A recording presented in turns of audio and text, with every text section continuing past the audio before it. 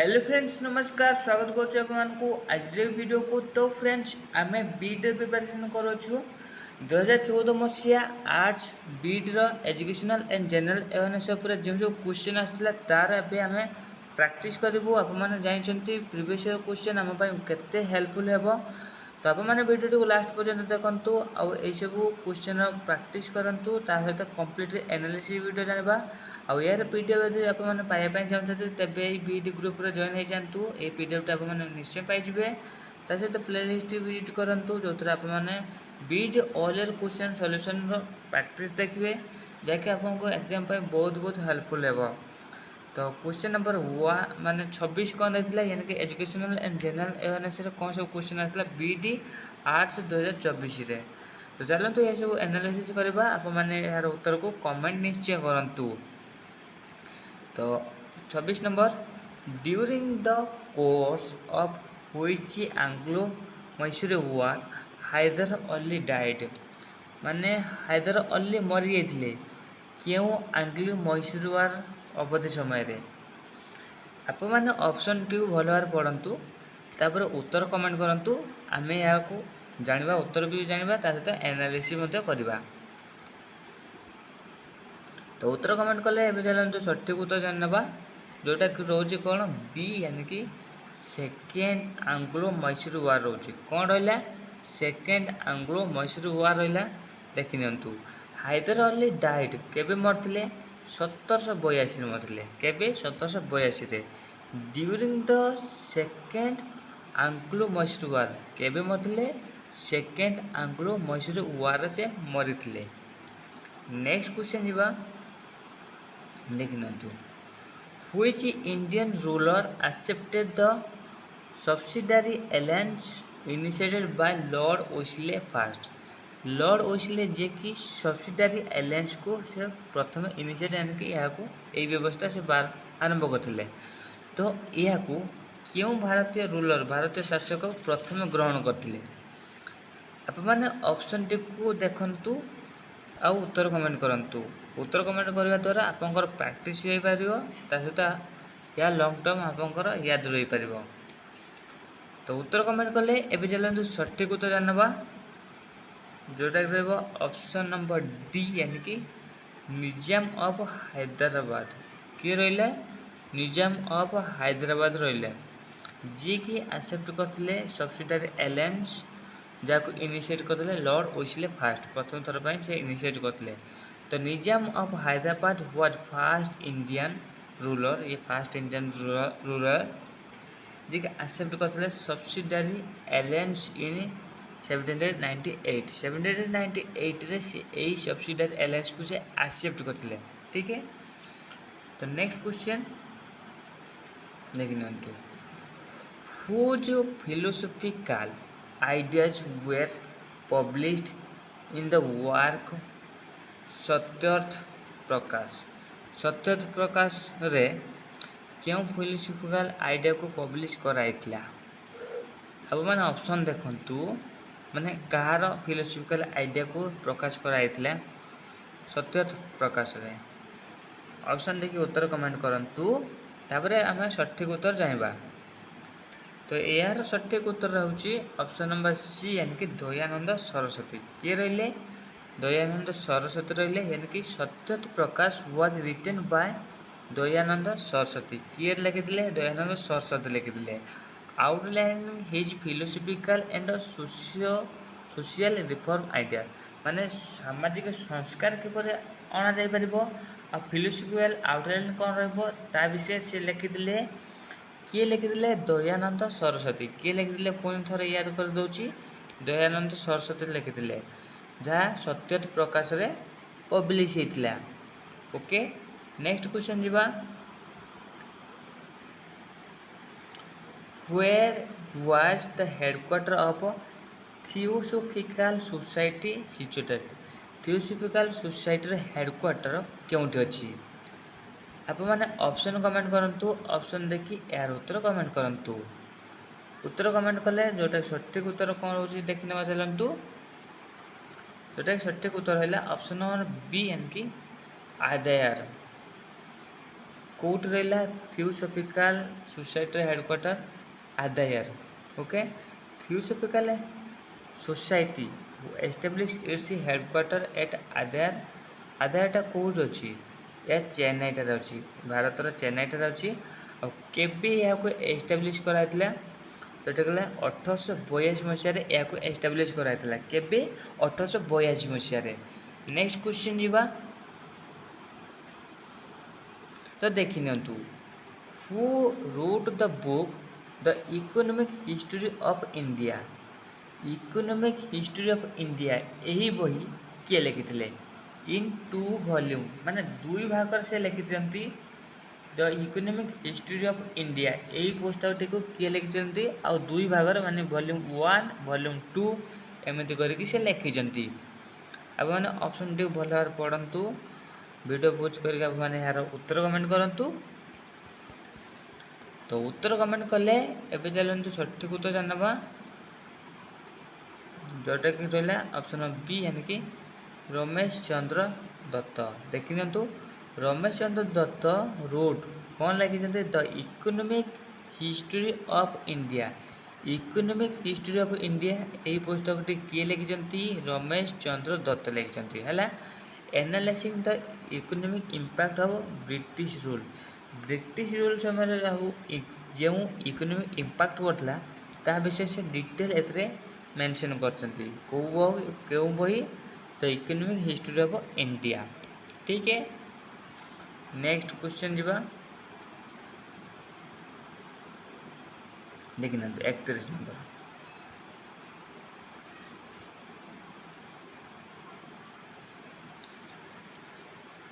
Who wrote the book Bhavani मंदिर। भवानी मंदिर बही किए लिखिं। ऑप्शन देखंतु, ऑप्शन देखी यार उत्तर कमेंट करंतु। उत्तर कमेंट कले जोटा सठिक कौन रहिबो भवानी मंदिर किए लिखिं जोटा कहला ऑप्शन नंबर डी यानी कि अरविंद घोष लिखिं। किए लिखिं अरविंद घोष। देखिए तो Bhawani Mandir was a patriotic work written by Aurobindo Ghosh in 1905। 1905 मसीह किए लिखिले अरविंद घोष कौन लिखिले भवानी मंदिर। ओके, यह कौन एक पैट्रियोटिक वर्क विषय यह मेंशन होइछि। नेक्स्ट देखिए वेयर डिड द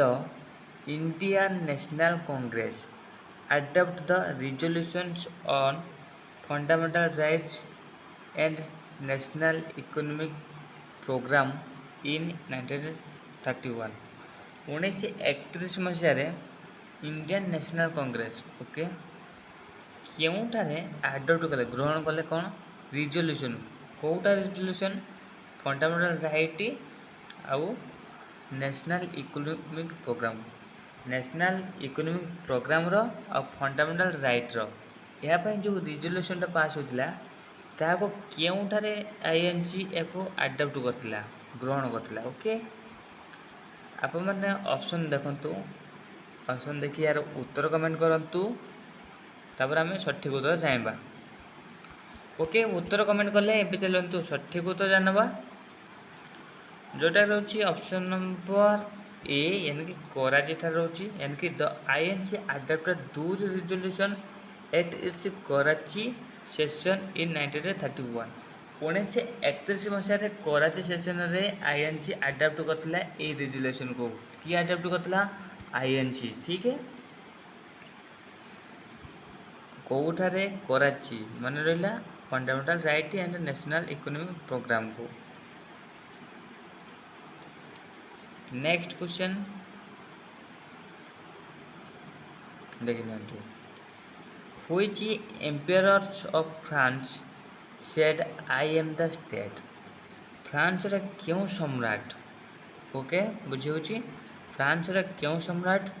जे कहते कि आई एम द स्टेट यही स्टेटमेंट देते। ऑप्शन देखंतु, ऑप्शन देखिए यार उत्तर कमेंट करंतु। उत्तर कमेंट कले एबे चलंतु सठिक उत्तर जानबा को एम्पायर यही स्टेटमेंट देते जोटा कि रहा ऑप्शन नंबर ए रोची यानी कि Louis X IV. Louis X IV जे कि एक्टिवेटेड कौन एक्टिवेट करते एक्टिवेटेड द स्टेटमेंट एल इटाल इसेंट मोइज माने यह कौन फ्रांसीसी भाषा से कहते जहाँ यदि इंग्लिश भाषा आम ट्रांसलेट करवा तो कौन रोचु I am the state emphasising absolute monarch माने सी माने मोनार्क एक छत्रपाद शासन उपर से गुरुत्व देकी एमती स्टेटमेंट देते कौन स्टेटमेंट देते I am the state okay कि लुइस एक्स आईवी बुझीगला ठीक से जमी मन भूली न जाती। Next okay apart from the England and France apart from काटू England and France which country was the third member of triple entente formed before the first world war first world war हवा पूर्व जो triple एंटेंट बनी से एंटेंटर किए के member थे apart from England आउ फ्रांस को छाड़ी आउ को कंट्री से मेंबर थे ऑप्शन देखु ऑप्शन देखिए यार उत्तर कमेंट करूँ माने इंग्लैंड आउ फ्रांस सहित आउ को कंट्री मेंबर होते ट्रिपल एंटेंट रे ऑप्शन देखिए उत्तर कमेंट कले जोटा कि सठिक उत्तर कौन रही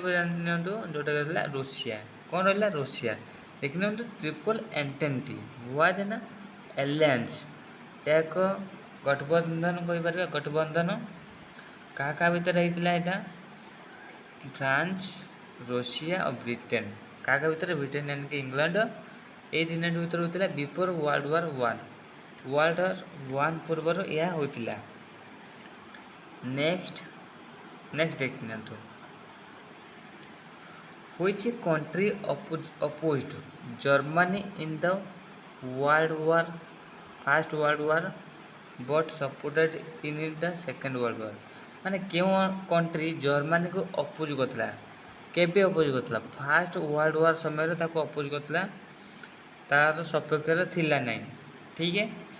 किंतु जो सेकेंड वर्ल्ड वार है विश्व युद्ध है से सपोर्ट करता कौ कंट्री ऑप्शन देखु ऑप्शन देखिए यार उत्तर कमेंट करूँ उत्तर कमेंट कले जोटा कि सठिक उत्तर कौन रोचे देखि नि ऑप्शन नंबर बी रोची यानी कि इटाली रोची कौन रहा इटाली यानी कि Italy was part of the alliance in World War one but joined the Axis powers in World War two okay one रे ताकू सपोर्ट कर नथिला किंतु वर्ल्ड वार टू रे ताको तो एक्सिस पावर रहा। नेक्स्ट तो क्वेश्चन कौन पचार देखी नि the constitutions of India borrowed the scheme of Indian federation from the constitution of माने आम जो इंडियन कॉन्स्टिट्यूशन अच्छी से गोटे स्कीम बोर करता माने कौन Indian federation scheme of Indian federation ठीक है तो यह क्यों देशर कॉन्स्टिट्यूशन रु को बोर कराई धार कर अणाई या फिर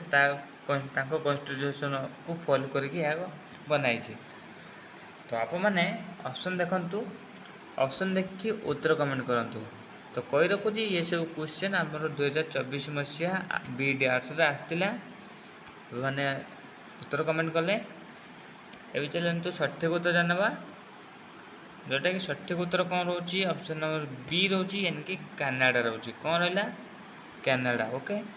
the federal structures of India is inspired by the Canadian constitution यह इंस्पायर केमी होता है कनाडियन कॉन्स्टिट्यूशन को गुरुत्व दे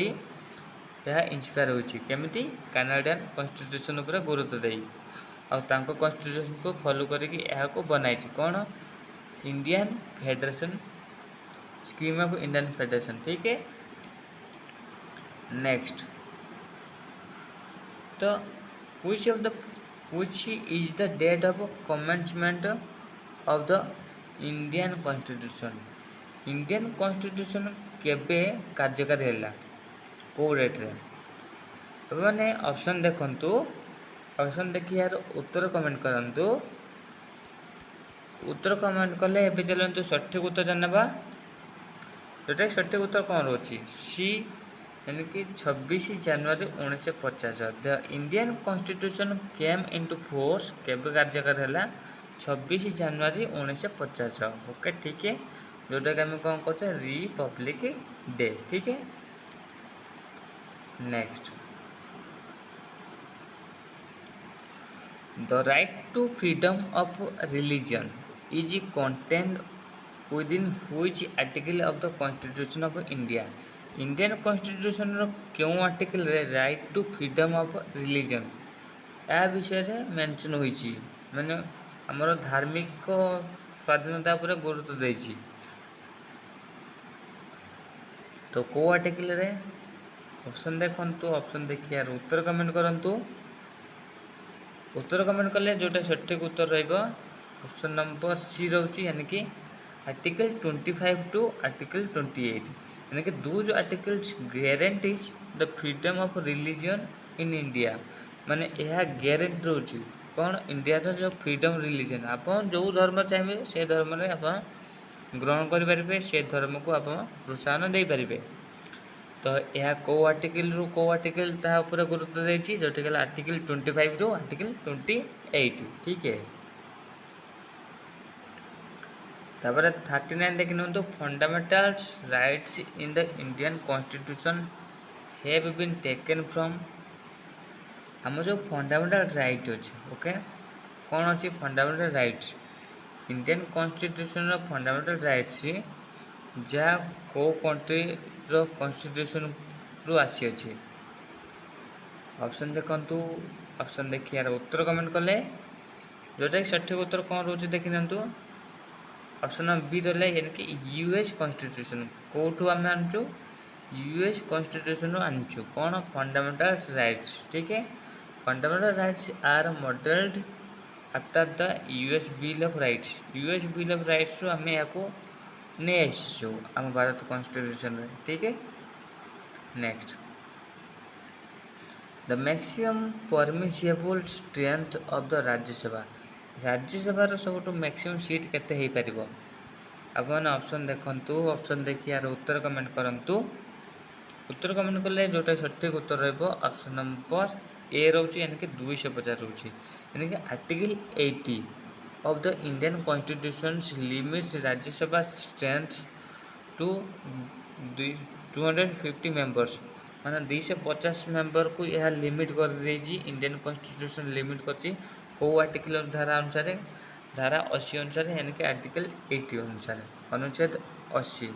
ठीक है।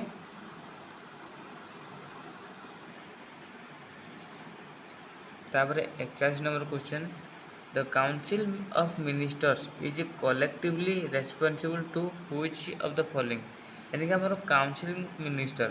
किए काउंसिल मिनिस्टर माने का कोथि पई से रेस्पॉन्सिबल थांती माने सामूहिक भाव रे कहा कोथि पई से रेस्पॉन्सिबल थांती ओके ऑप्शन देखिले ऑप्शन देखि उत्तर कमेंट करले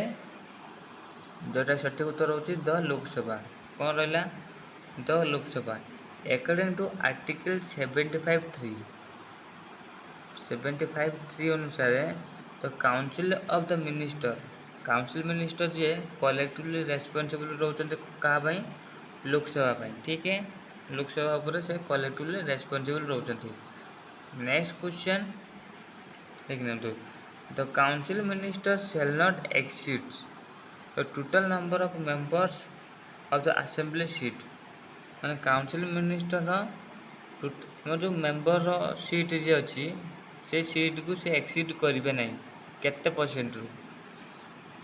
असेंबली सीट ऑप्शन देखो तो ऑप्शन देखिए यार उत्तर कमेंट करंतु उत्तर कमेंट कले जोटा सठिक उत्तर रहिबो कोन ऑप्शन नंबर बी यानी कि 15% देखि नियंतु तो हमर 91तम कॉन्स्टिट्यूशनल अमेंडमेंट रे जोटा कि 2003 मसिया रहितला हला या फिक्सिंग कर देछि माने 15% ही रहइबो total strength of the house 15% रहइबो तो जोटा सठिक उत्तर कौन है ऑप्शन नंबर बी। ठीक है तो 43 नंबर कौन पचार देखी नियंतु under which article can the supreme court issue a writ माने को आर्टिकल अनुसार सुप्रीम कोर्ट गोटे रिट जाहिर कर पारछंती। ऑप्शन देखंतु ऑप्शन देखि यार उत्तर कमेंट करंतु उत्तर कमेंट कले जोटा सठिक उत्तर कौन रोची ऑप्शन नंबर ए यानी कि आर्टिकल 32 कौन रहा आर्टिकल 32 आर्टिकल 32 सुप्रीम कोर्ट को एम्पावर दौर पावर दौर जे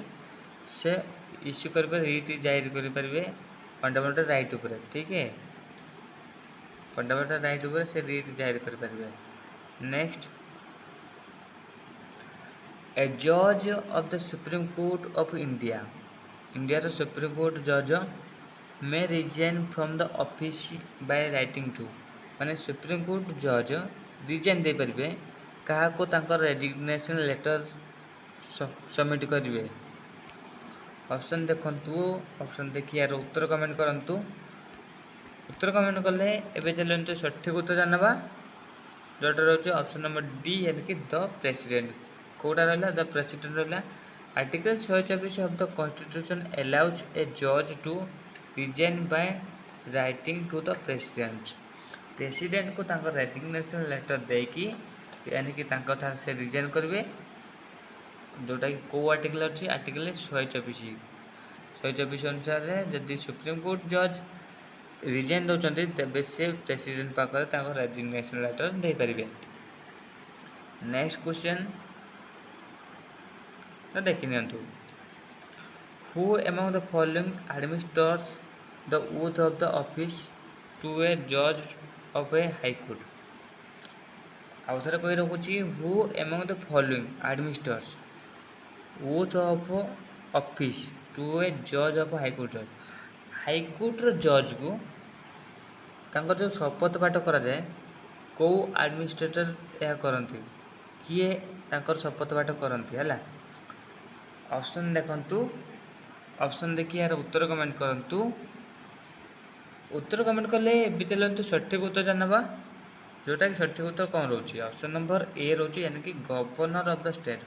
गोटे स्टेट गवर्नर यानी कि राज्यपाल जे कि आमर हाईकोर्ट जो जज था शपथ पाठ कराती as per article 219 the governor administrates the oath to a high court जज गवर्नर एडमिनिस्ट्रेट करेंगे ओथ हाईकोर्ट जजर शपथ पाठ से कराइबे। नेक्स्ट तो नेक्स्ट क्वेश्चन देखना the perimeter of which of the following parallels of latitudes in both hemisphere is approximately 1/2 of the equator circumference यानी कि इक्वेटर आम पृथ्वी रहा इक्वेटर ए लाइन जो सर्कमफरेंस जदि अच्छी 100 ठीक है तो ये लाइन रू केते माने लेफ्ट को सॉरी नॉर्थ आउ साउथ डायरेक्शन जदि जीवा केते डिग्री लैटिट्यूड जाए गले तार पेरीमीटर आर हाफ पाई माने 50 माने जो ये जगार कि जगार तार जो पेरीमीटर तार हाफ माने 50 होदी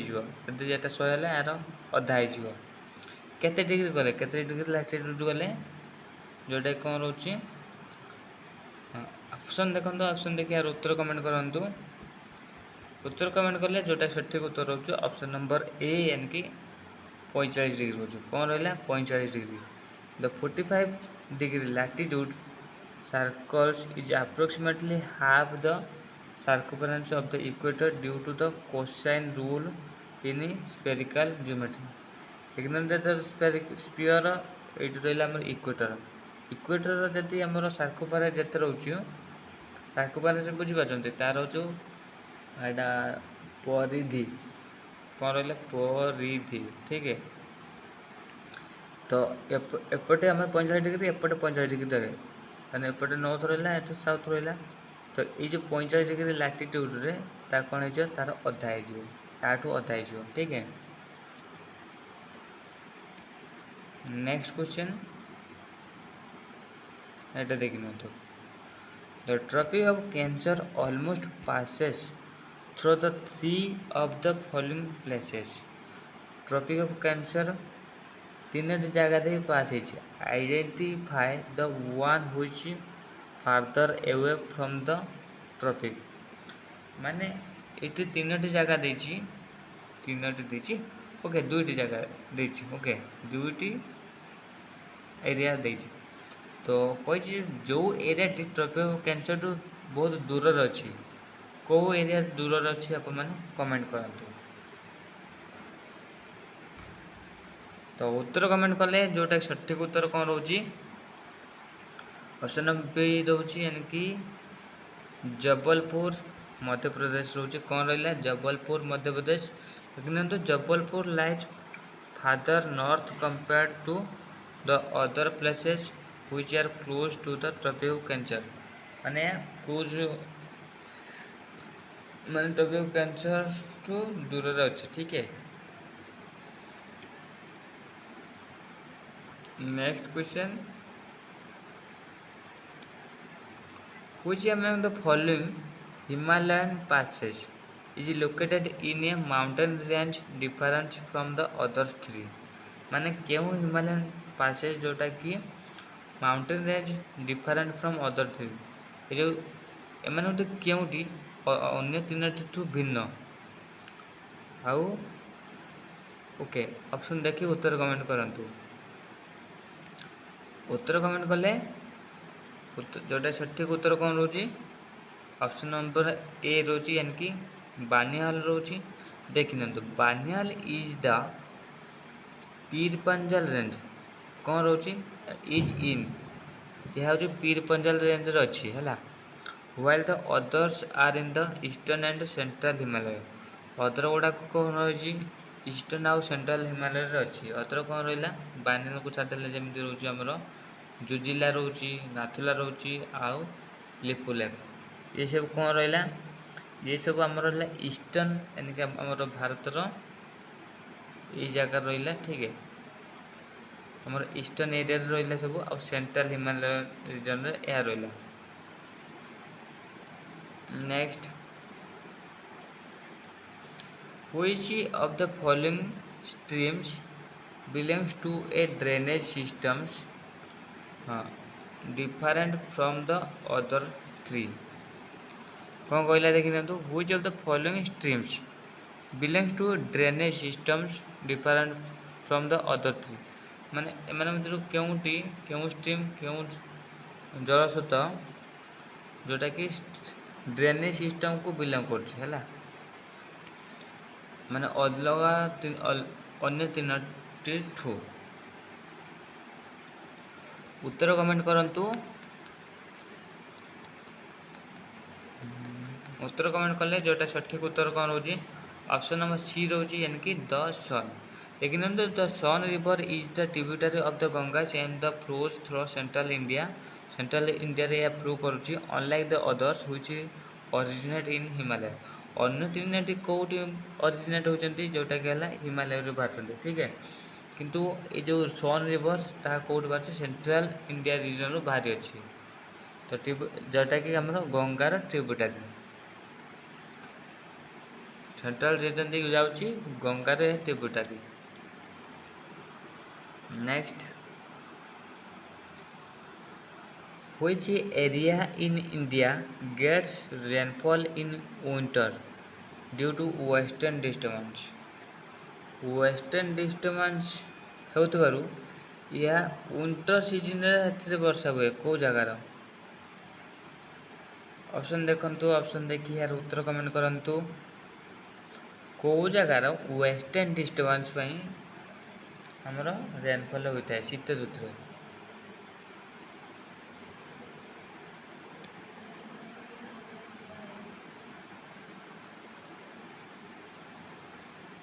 जोटा कि सठिक उत्तर कौन रोची द काश्मीर वैली कौन रहा द काश्मीर वैली देखी ना तो winter sorry western disturbance brings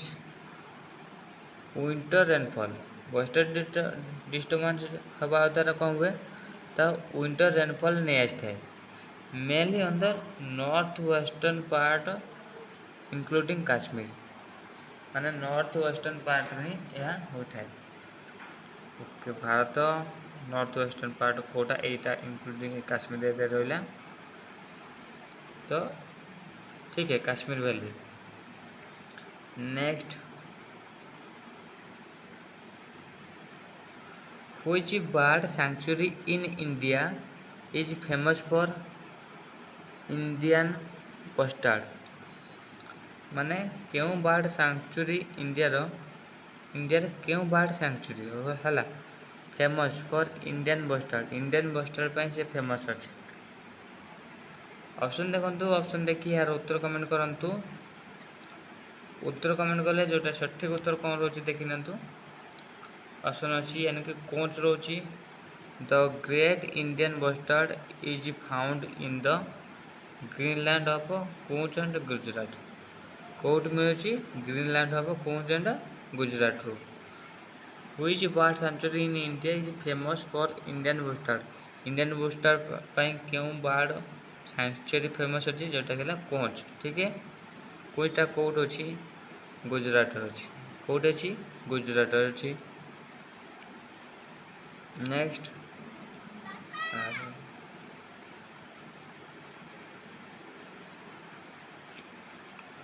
which of the following is both a flower as well as an energy resource एमान तो क्योंटी मान फ्लावर फूल धरवाई भी आवश्यक आउ एनर्जी रिसोर्स भी ता बहुत गुरुत्वपूर्ण। ऑप्शन देखो ऑप्शन देखिए यार उत्तर कमेंट करंतु उत्तर कमेंट कले जोटा सठिक उत्तर कौन रहा देखी नियंतु जोटा सठिक उत्तर होची ऑप्शन डी यानी कि सनशाइन रोची देखी नियंतु सनशाइन कौन vital for photosynthesis vital role play कर during flowering and it also harnessed as solar energy यह सोलार एनर्जी हार्नेस्ड रोची बी ठीक है। नेक्स्ट क्वेश्चन तो देखी नियंतु which of the following areas in India is well known for the traditional method of rainwater harvesting क्यों area India रा क्यों एरिया रे मेनली हो ट्रेडिशनल मेथड है। तो ऑप्शन देखो ऑप्शन देखिए यार उत्तर कमेंट करंतु उत्तर कमेंट कले जोटा सठिक उत्तर रहबो कौन ऑप्शन नंबर डी है आम जो वेस्ट राजस्थान अच्छी वेस्ट राजस्थान में बहुत दिन आगुरी प्राक्ट कर रेन वाटर को हार्वेस्टिंग करें से कौन करती से एटा देखना थ्रो जुदास टैंक्स एंड स्टेप वेल से सब ट्रेडिशनल मेथड को व्यवहार करके कौन करती लॉन्ग प्रैक्टिस करती रेन वाटर हार्वेस्टिंग करती या ट्रेडिशनल मेथड रे होता है कहीं से जगह बहुत एरिड क्लाइमेट एरिड बुझुंट शुष्क क्लाइमेट ठीक है। Next question which of the following pairs of steel plants in India and their captive iron ore mines is correctly matched यानी कि क्वेश्चन कला जे क्यों स्टील प्लांट पेयर इंडिया जोटा कि करेक्टली मैच हुई। ऑप्शन देखो ऑप्शन देखिए यार उत्तर कमेंट करंतु उत्तर कमेंट कले जोटा सठिक उत्तर कौन रोचे देखी नियंतु ऑप्शन नंबर डी यानी कि विशाखापट्टनम बैलादिया कौन रहा विशाखापट्टनम आउ बैलादिया रोची यानी Bailadila mines in Chhattisgarh provides high grade iron ore to the Visakhapatnam steel plant है बैलादिया माइन जोटा कि छत्तीसगढ़ अच्छी मैंने हाई ग्रेड आयरन माने आयरन सब उन्नत धरण माने आयरन प्रोवाइड कर आयरन ओर से दौर कौटे to the Visakhapatnam steel plant कौटा दौर विशाखापट्टनम स्टील प्लांट को से दौर ठीक है। Next in which of the following regions of India does the female population exceed the male population as per census 2011 census 2011 अनुसार इंडिया रे केउं रीजन रे फीमेल पॉपुलेशन अधिका थिले मेल पॉपुलेशन तुलन रे। ऑप्शन देखंतु ऑप्शन देखि यार उत्तर कमेंट करंतु। उत्तर कमेंट कले जोटे सठिक उत्तर कोन रहउची देखि नियंतु। सठिक उत्तर रहिला ऑप्शन नंबर सी यानी कि मालाबार कोस्ट। कौन रहा मालाबार कोस्ट रहा कौटा मालाबार कोस्ट ठीक है। नेक्स्ट क्वेश्चन जीवा ताको देखना तू मालाबार कोस्ट कोटी अच्छी या केरल अच्छी है। Kerala is located along the Malabar coast has a sex ratio favourable for females. एटी फीमेल को माने मेल जदि 100 हुए फीमेल हेटी 121 तो एमती रेशियो रोचन माने फीमेल संख्या अधिक मेल संख्या ठारू। Next which type of unemployment results due to the introductions of new technology। New technology जदि आमको आसूची माने इंडस्ट्री क्षेत्र रे से माने अप्लाई करचंती ता द्वारा जदि किछि एम्प्लॉयमेंट हटि जाउचंती तो सेही एम्प्लॉयमेंट हटुचंती जे ताको हम इंडस्ट्रियल सेक्टर तो से एम्प्लॉयमेंट होचंती से जो बेरोजगारी पड़ुची ताको हम कोन कहबा टेक्निकली को कैटेगोरी तांको इन्वॉल्व करवा इंक्लूड करवा तो specially noticed in the industrial advancement nation जो जो जो देश मानक इंडस्ट्रियली से एडवांस हो जाउछंती नुआ नुआ टेक्नोलोजी व्यवहार करछंती। तो ऑप्शन देखंतु ऑप्शन देखि यार उत्तर कमेंट करंतु। उत्तर कमेंट कले जोटा सठिक उत्तर कोन रहबो देखि नियंतु। ऑप्शन नंबर डी रहउची यानी कि स्ट्रक्चरल अनएम्प्लॉयमेंट रहिला कोन रहिला स्ट्रक्चरल अनएम्प्लॉयमेंट यानी कि structural unemployment occurs when workers skills do not match jobs required due to technological change। यानी कि जदि जन वर्कर से ट्रेडिशनली मेथड को धरिक रखी है ट्रेडिशनल स्किल शिखी किंतु एबे नुआ ना टेक्नोलोजी यूज है से टेक्नोलोजी बेस्ड रे से निजको एक्वेंट कर पारला नाही तबे से जदि जॉब न पाउची से इंडस्ट्री मानक तेरे तार बेकारी को आम कौ कैटेगोरी ताको पूरा रखा जोटा कहला स्ट्रक्चरल अनएम्प्लॉयमेंट ठीक है। तापर यार उत्तर कमेंट करंतु। In India the rich are getting richer but poor are getting poorer which of the following causes poverty is primarily responsible for this. माने भारत रे जो माने धनी से माने और भी धनी हो जाउछंती जो माने गरीब से माने और भी गरीब हो जाउछंती ठीक है। तो कोटा मेन रीजन रोजी आपस रे से माने गरीब होबार। तो ऑप्शन देखंतु ऑप्शन देखि यार उत्तर कमेंट करंतु। उत्तर कमेंट कले जोटा सठिक उत्तर कौन रोचे देखि नउ जोटा सठिक उत्तर रहला ऑप्शन नंबर डी यानी कि unequal distribution of land and assets. जदि माने एठी कौन होची इंडिया रे जो एसेट्स अवेलेबल अच्छी जो उत्स सब अच्छी से सब धनी लोक पाख रही होची लैंड भी से धनिक लोक पाख रही होची जहाँद्वारा जे गरीब से गरीब ही रोची जे धनी से गरीब धनी ही रोची एंड कि disparities in wealth and assets ownership leads to widening economical inequality जहाँद्वारा इकोनॉमिकली इनइक्वालिटी रोची बुझिपारे।